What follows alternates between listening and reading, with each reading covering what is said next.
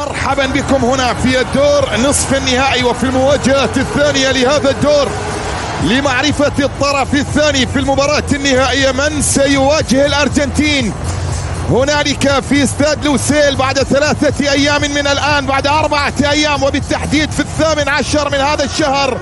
من سيواجه ليونيل ميسي وبقية الأسماء التي وصلت ليلة البارحة اليوم وأمام 90 دقيقة أو ربما أكثر حلم عربي هنا في أرضية الميدان المنتخب المغربي الذي فتح آفاق الأحلام العربية ليس فقط في عالم كرة القدم بل لما هو أبعد من ذلك، وأثبت أنه بالعزيمة والإصرار فإن كل شيء وارد، وبالآمال والثقة بالنفس فإن المستحيل ممكنا في أرضية الملعب.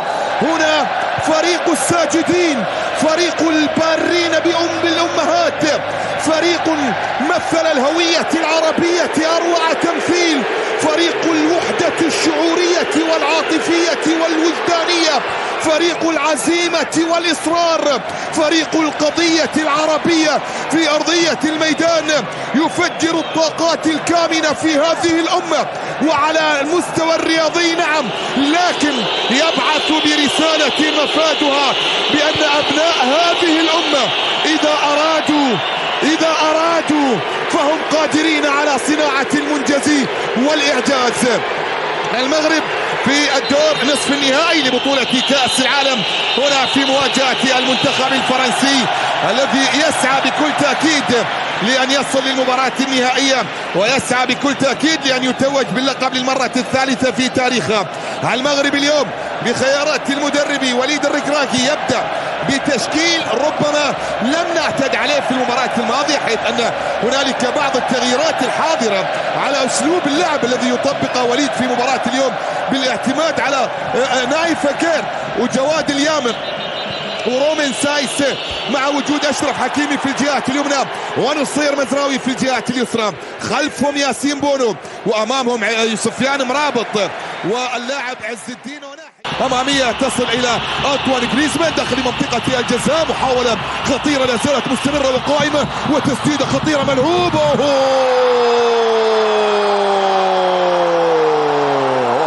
تيو هرنانديز يبدأ المواجهة ويسجل أول أهداف اللقاء في توقيت مبكر جدا، وفي الدقيقة 5 يعلن عن تقدم المنتخب الفرنسي هنا من خلال هذه المحاولة. وصلت عن طريق رافائيل فاران، ملعوبة أمامية الكرة، هذه الكرة وصلت إلى أنطوان غريزمان والكرة تصل إلى عز الدين وناحي يسدده. حلوة الكرة من أوناحي، حلوة الكرة من عز الدين أوناحي، لكن أوغو لوريس الدور نصف النهائي. كرة بمحاولة ملعوبة من خطأ لمصلحة المنتخب المغربي داخل منطقة الجزاء. سفيان بوفال ينطلق الآن من أجل أول الأهداف، يلعب كرة داخل منطقة الجزاء لكن حكيم طالت الكرة، تحولت إلى خارج أرضية الملعب، وصلت إلى ركلة مرمى عند مرمى. تحدث عن المنتخب الفرنسي، كرة بمحاولة ملعوبة أوليفر جيرو، خطير جدا الهداف التاريخي عرضية من حكيم داخل منطقة الجزاء. رومين سايس نعم هو من سيترك أرضية الملعب وسيدخل سليم أمله وسيعود المنتخب المغربي إلى الوضعية التي اعتدنا عليها. نعم الوضعية ملعوبة داخل منطقة الجزاء، لا زالت أمامية خطيرة لا لا لا لا لا لا لا لا لا لا وابعدت في التوقيت المناسب. جيرو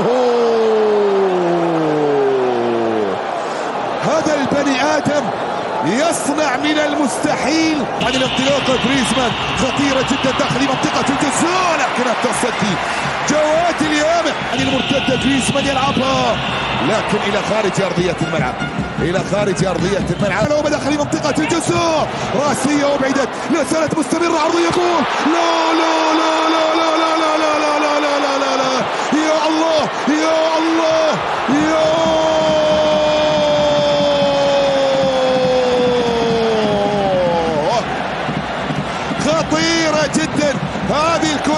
وهذه المحاولة لمنطقة الجزاء، ولكن حارس المرمى لوريس من جديد.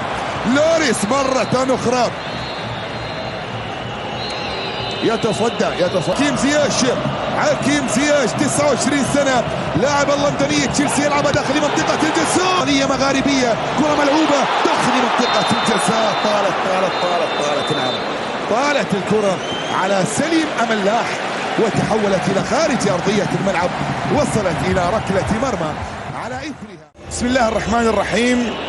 مشاهدينا الكرام، متابعي قنوات الكأس أينما كنتم، مرحبا بكم وعودة مجددة تجمعني وإياكم إلى بداية أحداث شوط المباراة الثاني من مواجهة المنتخب المغربي أمام منتخب فرنسا. شوط أول جيد ما بين الطرفين، انتهى بتقدم المنتخب الفرنسي بهدف مقابل لا شيء، جاء عن طريق اللاعب تيو هرمية. لا زالت مستمرة وقائمة وتسديدة ملعوبة أمامية الآن خطيرة جدا، لكن خروج في التوقيت المناسب من ياسين بونو، والتحام ما بينه وما بين كيليان مبابي. اليمنى عرضية داخل منطقة الجزاء، اشرف لون عرضية ملعوبة وهو الفرنسي، انطلاقة من كيليان مبابي، لكن يا سلام هذا سفيان، وهذا من نبحث عنه، هذا مرابط، هذا من يحرث الأرض، هذا من يحاول، وهذا من يقاتل، وهذا الجلادياتر،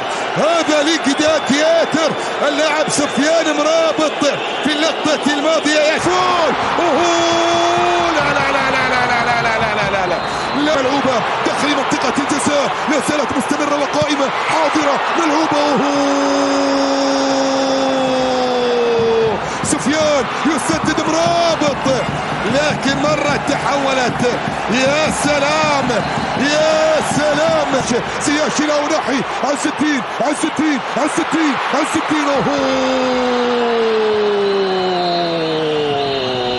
فرنسا تحت الحصار، فرنسا تحت الضغط. ما شاء الله طائرات بشرية، كرة بتسديدة تأتي لكن إلى خارج أرضية الملعب، وفال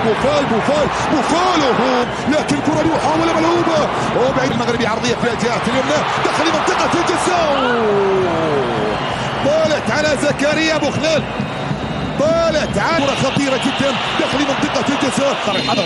على الحذر كرة بمحاولة ملعوبة الآن لمصلحة المنتخب الفرنسي داخل منطقة الجزاء، رأسية خطيرة مرت. هذا مين؟ هذا تورام.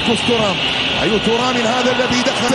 كرة تحولت الآن مرتدة، يلا يا حمد الله، عبد الرزاق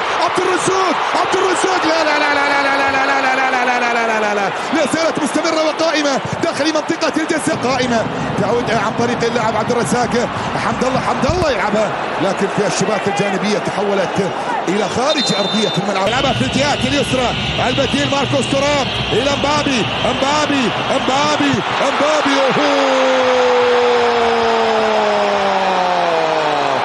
البديل، ومن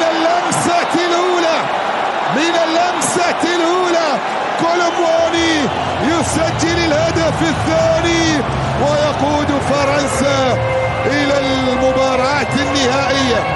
قد يكون أسرع بديل يسجل في تاريخ المونديال. يدوب نازل، ومن اللمسة الأولى يضع الكرة في المرمى ويعلن عن ثاني الأهداف للمنتخب. شكرا للمنتخب المغربي، شكرا لأسود الأطلس على كل الفرح الذي عشناه، على كل الأحلام التي تحققت في بطولة كأس العالم. شكرا لكم. كرة بمحاولة ملعوبة داخل منطقة الجزاء، تسديدة تصل عند أوغو لوريس، لكن بعد ذلك يبدو بأن أبو خلال متسللة حاضرة، وصلت إلى 60 ونحي ركلة. كرة يسات مستمرة وقائمة، هنا المحاولة ملعوبة، وصلت إلى 60.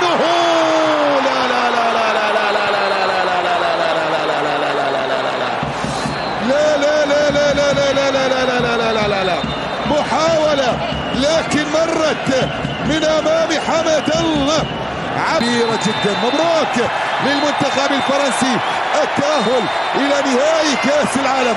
شكرا للمغرب، على هذا الحضور الكبير.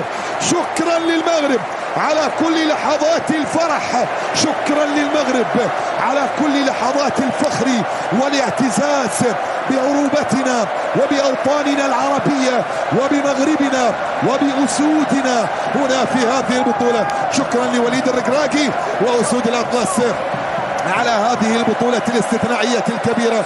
مبروك للمنتخب الفرنسي التأهل للمباراة النهائية لمواجهة الأرجنتين، النهائي الرابع لفرنسا بعد عام 98 2006 2018، والآن للمرة الثانية على التوالي والرابعة في تاريخ المنتخب الفرنسي.